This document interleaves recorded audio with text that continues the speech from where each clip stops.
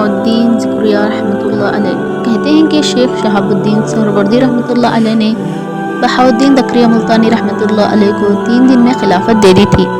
वो अपनी तेल बत्ती संवार के आए थे, शेख ने बस इसको आग दिखा दी, चलने लग गई। जो पुराने लोग वहाँ रहते थे, इनके दिल में ख्याल आया कि देखो जी, इसको 3 दिन में इजाज़त मिल गई और हम मुद्दतों होंगे रास्ते में पड़े हुए हैं। तो इन्होंने हजरत से कहा, हम भी तो पड़े हैं राहों में। हजरत ने कहा, अच्छा मैं फिर तुम्हें बताऊंगा। चुनाचा अगले दिन मेहमान आ गए तो इन्होंने कुछ मुर्गियाँ ज़ुबा करवानी थी। इन्होंने बुलाया इन 2-4 बंदों को और हर एक को मुर्गी और छुरी देकर कहा कि भाई इसको ज़ुबा करो, मगर ऐसी जगह करना जहाँ कोई ना देखता हो। इन्होंने कहा, बहुत अच्छा। एक ने दीवार की ऊँट में ज़ुबाह कर ली, दूसरी ने दरख्त की ऊँट में ज़ुबाह कर ली। थोड़ी देर में सब ज़ुबाह करके आ गए।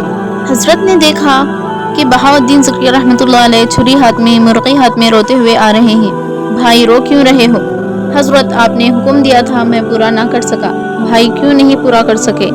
सब ने पूरा कर दिया। हजरत इसलिए कि मैं जहाँ जाता हूँ अल्लाह मुझे हर जगह देखते हैं। हजरत ने फरमाया, देखो इसका यकीन पहले से बना हुआ था, इसीलिए इसको इजाज़त 3 दिन के अंदर मिल गई। तो हर वक्त दिल में यकीन रखिए कि अल्लाह रब्बुल इज़्ज़त हमें देखते हैं।